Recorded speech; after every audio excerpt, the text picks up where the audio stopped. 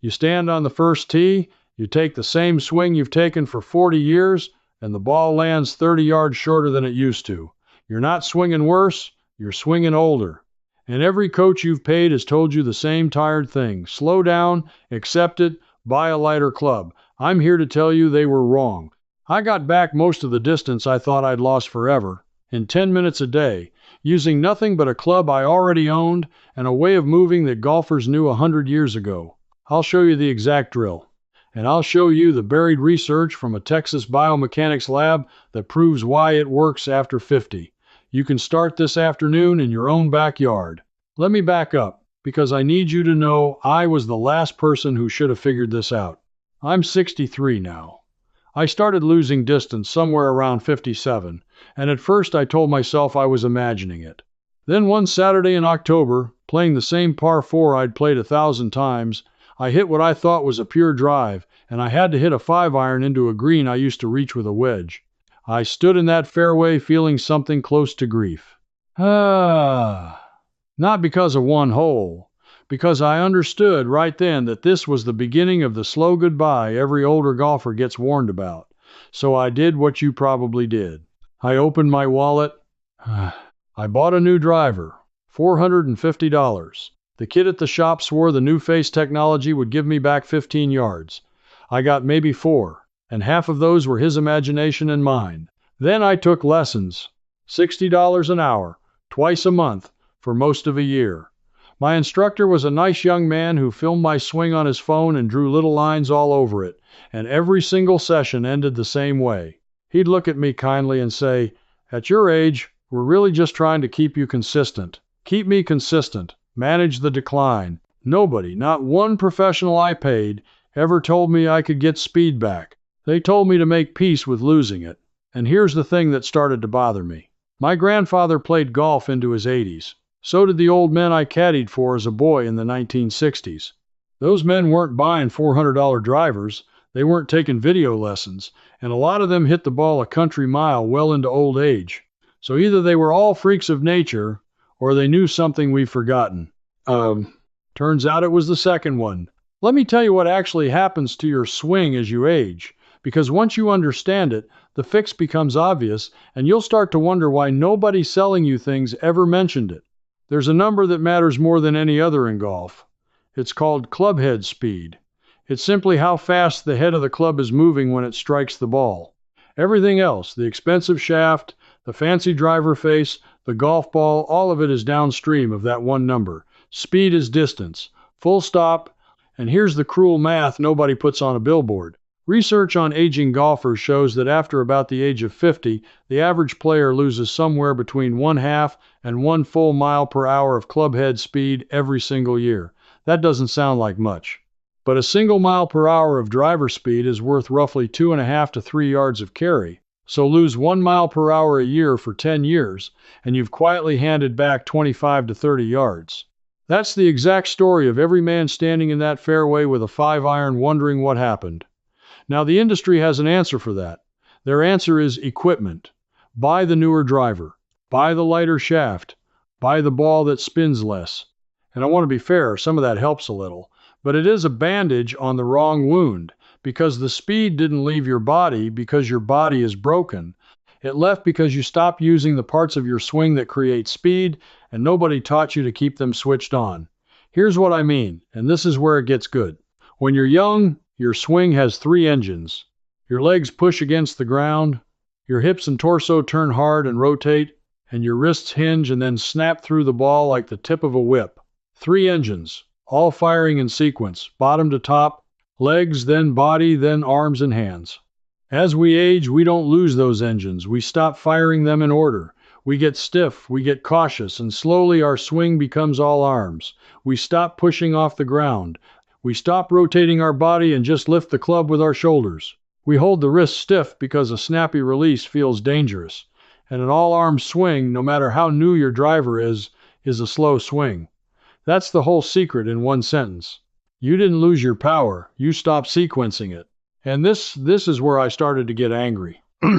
Because somebody profited from every year I spent believing the decline was just my aging body. Think about it with me. If the real problem is a movement pattern you can retrain, that's a problem you fix for free in your backyard with the clubs in your garage. But if the story you're told is that your body is simply wearing out, then the only solutions left are the ones with a price tag. A new driver every 2 years. A lesson package that manages you instead of fixing you. A cart because walking is too much now. There is an entire economy built on convincing older golfers that the answer is something you purchase, never something you relearn. And the most powerful tool in that economy is a single phrase, at your age. I heard it from the club fitter.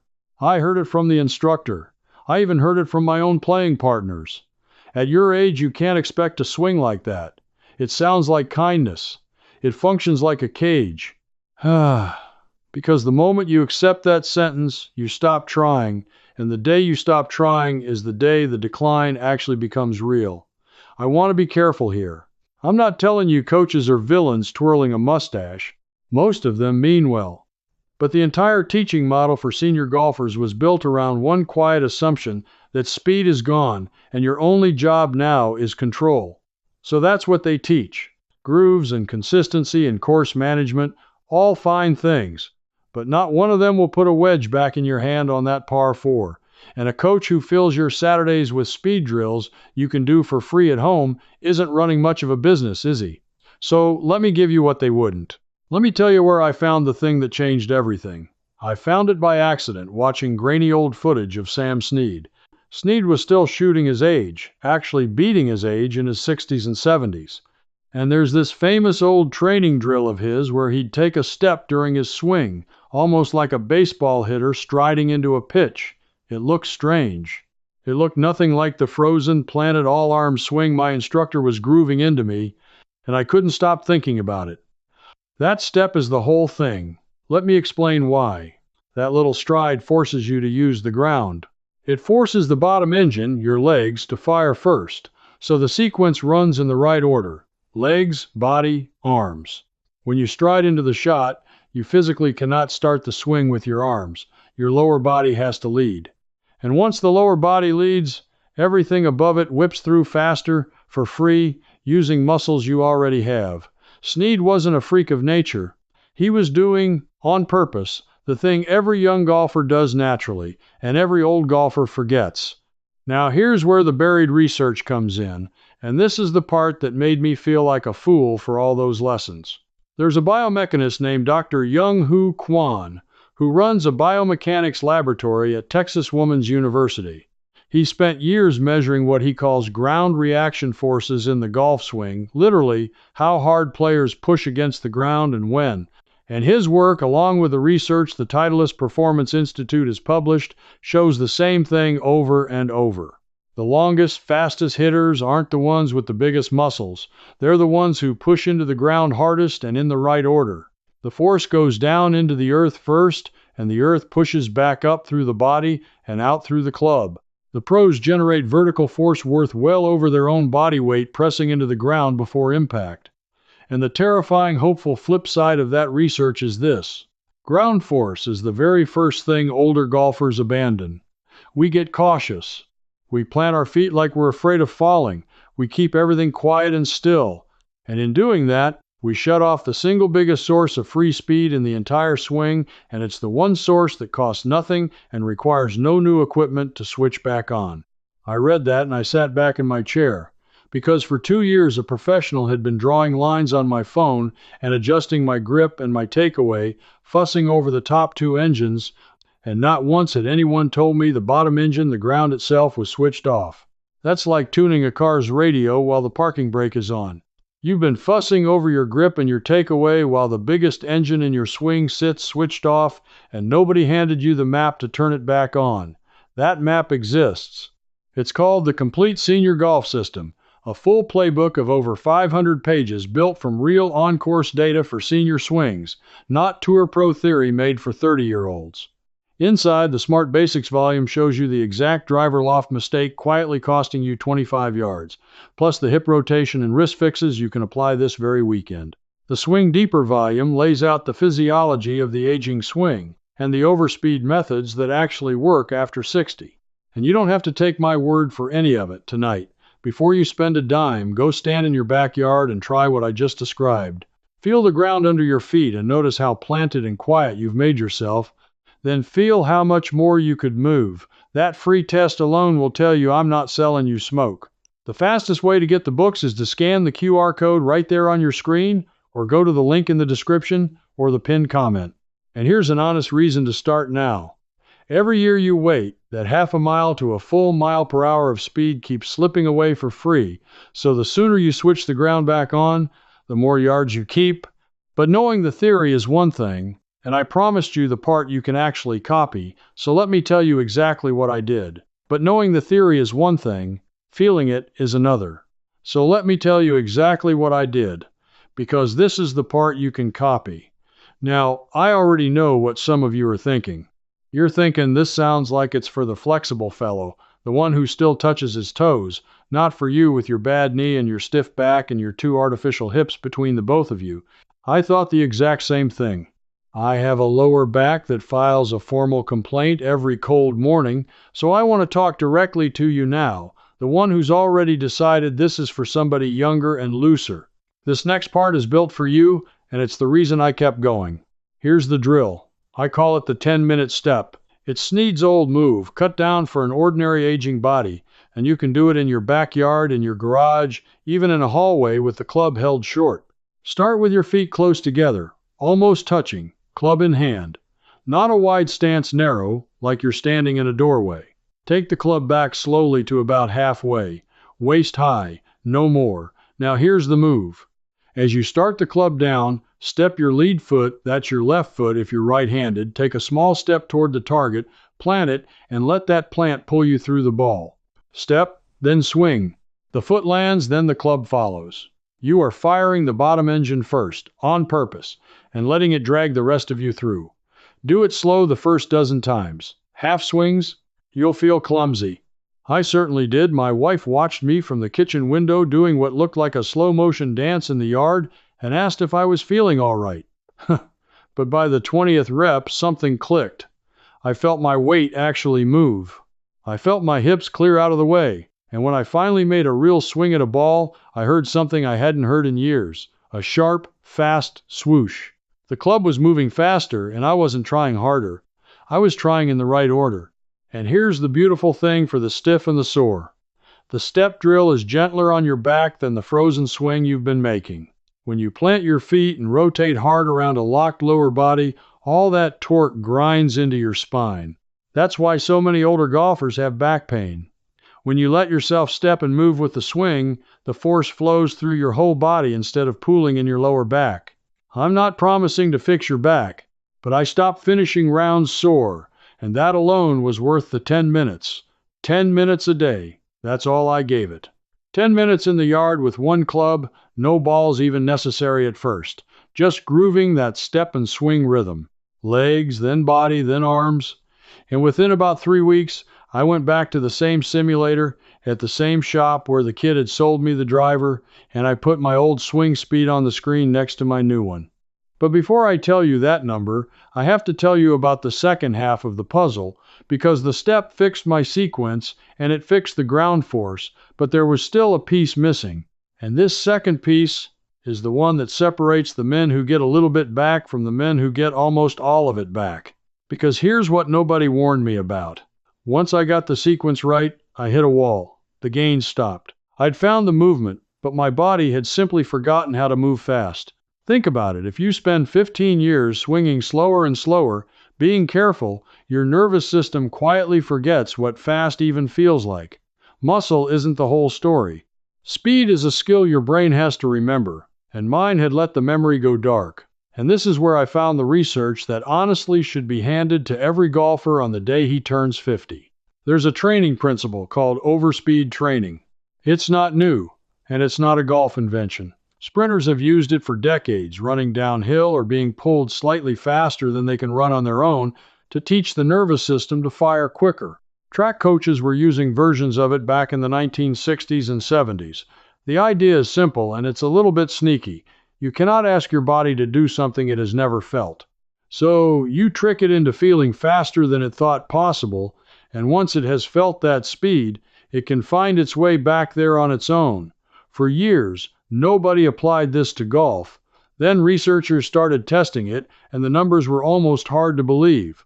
Studies on overspeed swing training have shown golfers gaining clubhead speed in the neighborhood of 5 to 8% in just a matter of weeks, not months, weeks, of doing short sessions a few times a week. And the studies that mattered most to me were the ones done on older golfers, not 20-year-olds. Men in their 50s, 60s, even 70s, adding real measurable speed back into their swings. The nervous system, it turns out, does not retire when you do. It just waits to be asked. Now, there's an entire industry that will happily sell you a set of specially weighted training sticks to do this. And they work. I'm not knocking them. But I'm a man who spent $450 on a driver that gave me 4 yards, so forgive me if my first instinct was to find the free version. And there is one. Here's the trick, and it's so simple you'll laugh. Take your driver, turn it upside down, grip it down by the head, so you're holding the heavy end and the light grip end is out where the club head normally would be. Now make your swings. With almost no weight out at the end, you can swing that shaft dramatically faster than your normal club, and you'll hear it a high, sharp whistle as the grip end tears through the air. That whistle is the sound of your nervous system relearning speed. That's overspeed training with a tool you already own for $0. So this became my 10 minutes. Not just the step drill anymore. I'd do the step to fix my sequence, and then I'd flip the driver over and make 10 to 15 fast swings, listening for that whistle, trying to make it happen earlier and louder each time. Swoosh right at the bottom, where the ball would be. Left side, right side, both, so I didn't build myself crooked. 3 or 4 days a week, 10 minutes. Let me give you a couple of guardrails, because I don't want you hurting yourself and blaming me across this fence. Warm up first, a few easy turns, a few slow steps, get the blood moving before you ever swing fast. Never go from your recliner to a full-speed swing. That's how a man pulls something. Start at maybe 80% effort for the first week, and let your body get used to the new pattern before you truly let it rip. And if the flip driver feels awkward, choke down on a normal club or use a shorter club. The goal is just to move something faster than you're used to, safely. Speed first, then let the ball come later. Now, that number I promised you. When I started, my driver clubhead speed on that shop simulator was sitting at about 82 miles per hour. That's a typical sad 60-something number, the number that hits 5 irons into wedge greens. After roughly 6 weeks of the step drill and the flip driver whistle work 10 minutes a day, no new equipment, no lessons, I got back on that same machine, 91 miles per hour. 9 miles per hour. At 2.5 to 3 yards each, that's better than 20 yards a carry that every professional I'd paid had told me was gone forever. Gone. Managed. Accepted. And I got it back in the corner of my own backyard while my wife watched me dance and shook her head. But even that isn't the part I most want you to walk away with, because getting the speed back was one thing. Understanding how I'd been fooled into losing it that changed how I look at everything now. So let me pull the last thread, the one that ties the whole thing together, and let me tell you where I finally found it written down in black and white. For all the modern research on ground force and overspeed, I kept feeling like I'd rediscovered something rather than invented anything. Those old men from my caddy days kept nagging at me. So I went digging into the oldest golf instruction I could find. And in the writings that go all the way back to the golden age of the game instruction from the 1920s and 30s, the era of players like Bobby Jones and the great teacher Ernest Jones, I found it. Ernest Jones was a golf instructor who lost part of a leg in the First World War and then went on to become one of the most respected teachers in the world, teaching from a studio in New York. And his entire philosophy, which he wrote about in the 1930s and expanded in a book published in 1937, came down to one idea he built everything on: swing the club head, feel the weight of the head, and let it swing you. He used to teach it with a penknife tied to a handkerchief, a weight on a string. He'd have his students swing that little weight and feel how the weight itself, moving freely, created the momentum. Not muscle, not force, not planning yourself and grinding. The free, swinging weight of the head, moving in rhythm, pulling your body into the right sequence. A man with one leg taught the whole world that speed comes from rhythm and from letting the club do the work, and he did it in the 1930s, before a single expensive driver was ever manufactured. That's the secret. and it's the oldest idea in the game. The step drill teaches your legs to lead. The flip driver teaches your nerves to remember speed. But the deepest layer under both of them is Ernest Jones's 100-year-old truth: you don't muscle the club fast. You let a freely swinging weight and correct rhythm carry you. Everything the Texas laboratory measured with its force plates in this century, a one-legged teacher felt and taught with a penknife on a string in 1937. And that's when it all made sense to me. The knowledge was never lost by accident. It was crowded out. It was buried under 2 generations of selling. Because you cannot put a price tag on rhythm. You cannot patent the ground. You cannot charge a man $450 for a move his own grandfather made in a wheat field with a hickory shaft. The old knowledge was free, and free is bad for business. So free got quietly labeled old-fashioned and pushed to the back of the shelf while the new drivers moved to the front window. So here is what I want you to actually do this weekend. Laid out plain. Because I promised you could start today and I meant it. Grab one club, go to the backyard, stand with your feet close together, take a half swing back, and step your lead foot toward the target as you swing down plant, then whip through. Do that slow, 20 times, until your legs start leading instead of your arms. That's part 1, and it costs nothing. Then flip that club over, hold it down by the head, and make 10 easy, fast swings, listening for the whistle to happen right down at the bottom where the ball would sit.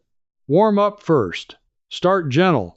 Build up over a week. That's part 2, and it also costs nothing. 10 minutes, 3 or 4 days a week. And underneath both, hold Ernest Jones's thought in your mind: you are not forcing anything. You are letting the weight of the head swing freely and letting rhythm carry you through. Legs lead, nerves remember, head swings free. That's the whole thing. That's what I paid hundreds of dollars in 2 years of my life to not be told. Here's what I really want you to feel as you turn this off. You didn't get old and lose your game. You got sold a story that it was too late, because that story was profitable for everyone but you. And you just took it back in your own backyard with a club you already own for nothing. You're the kind of person who always suspected the simplest answer was being kept quiet because somebody was making money off the complicated one. You were right. You usually are. So do one thing for me. Tell me down in the comments what your driver clubhead speed is right now, if you know it, and then come back in 3 weeks after you've done the step drill and the whistle work and tell me the new number. I want to see how many of you break the 10-mile-per-hour barrier I broke. Post your before number today so you can't fudge it later. And if you believe, like I do, that the best answers in this life are the old, free, buried ones that got shoved aside so somebody could sell you the expensive version, then come stand at this fence with us. This is where we dig the old knowledge back up and hand it around. Next time, I'm going to show you the forgotten pre-round warm-up that the old-timers swore let them hit their longest drive on the very first tee instead of the 9th no-range balls required, done in the parking lot in under 5 minutes. You do not want to walk onto that first tee cold ever again once you've heard it. 10 minutes a day. A club you already own. And a truth a one-legged teacher wrote down almost 90 years ago. Go swing the head. Let it carry you. And I'll see you back here at the fence. Before you go, one thing. This video showed you where to start. But inside the Old Way circle, I walk you through the full drill, every movement sequenced for your own backyard. And if something isn't clicking, you can ask me directly, and I answer you myself. You won't be doing this alone. Folks just like you are already in there. Just point your phone's camera at the code on screen. Cancel any time with one click. Now that you've got that drill, let's talk about your driver. I'll show you 5 simple secrets that add real yards off the tee, almost instantly. That video's right here, starting for you now.